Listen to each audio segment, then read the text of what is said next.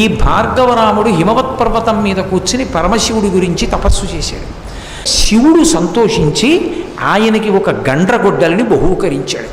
ఇచ్చి ఇక ఇక్కడి నుండి నువ్వు ఎక్కడైనా ఎవరైనా బాధపడుతూ ఉంటే వాళ్ళని రక్షించడానికి పరశువుని వాడమన్నాడు. ఆయన పరశువు వేసుకుని నడుస్తుండేవాడు, ఆ గండ్రగొడ్డలు పట్టుకుని తిరుగుతుండేవాడు. ఆ గండ్రగొడ్డలిని పట్టుకుని తిరుగుతూ ఉంటాడు కాబట్టి ఆ గండ్రగొడ్డలి పరమశివదత్తం కనుక అది ఆయన చేతిలో ఉండగా ఆయన్ని ఎవరూ నిర్జించలేరు కనుక, ఓడించలేరు కనుక పరశురాముడు అని పిలుస్తుండేవారు భయంతో ఆయన్ని.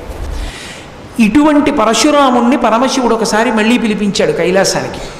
దేవతలకి రాక్షసులతో యుద్ధం జరుగుతోంది, నువ్వు వెళ్ళి అక్కడ వాళ్ళకి సహాయం చెయ్యి, దేవతలకి రాక్షసులతో యుద్ధం చేయమన్నాడు. అంటే పరశురాముడు అన్నాడు, నా దగ్గర నువ్వు ఇచ్చిన పరశువు తప్ప ఇంకేం లేదు, నాకేం ధనుర్వేదం తెలియదు, నేను యుద్ధం ఎలా చేయగలనని అడిగాడు. అడిగితే పరమేశ్వరుడు ఒక వరం ఇచ్చాడు, నేను నిన్ను ఆవేశిస్తాను. ఆవేశించుట అంటే అంశ ఆయనలోకి ప్రవేశిస్తుంది, నీలో ఉండి నేను పనిచేస్తాను కాబట్టి నీకింక ధనుర్వేదం తనంత తాను భాషిస్తుంది, నువ్వు ఎంతమందినైనా పడగొట్టేస్తావు, యుద్ధం చేయమన్నాడు. ఇలాంటి మరిన్ని వీడియోస్ కోసం please like, share, comment and subscribe.